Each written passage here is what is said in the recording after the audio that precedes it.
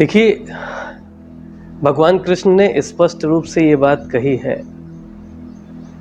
कि आप स्वर्ग की अवधारणा अपने जीवन में यदि चाहते हैं तो वास्तविकता में आपको ज्ञान होना चाहिए कि स्वर्ग है क्या और वहां तक पहुंचा कैसे जा सकता है।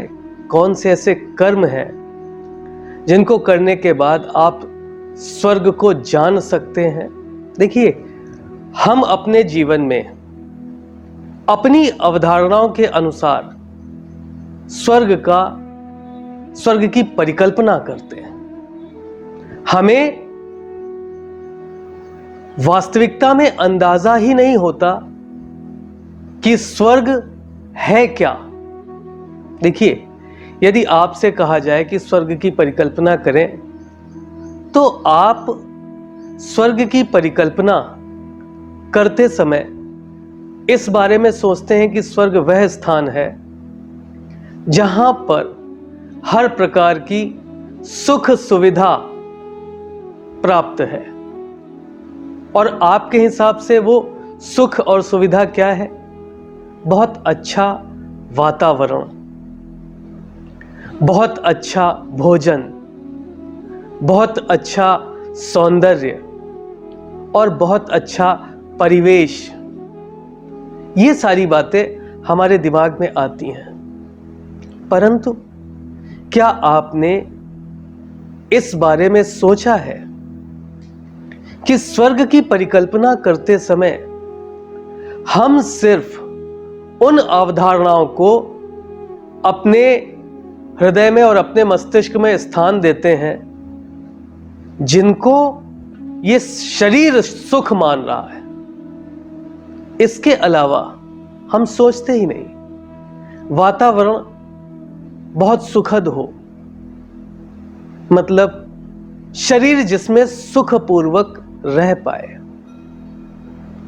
बहुत अच्छा भोजन जिससे शरीर बलिष्ठ हो सके,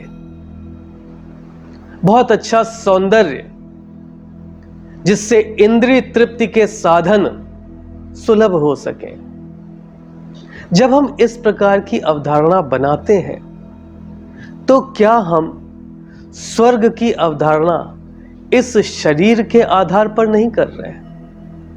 और ध्यान रखिएगा, जिस समय स्वर्ग जाने की बारी आएगी ये शरीर तो यहीं छूट जाएगा।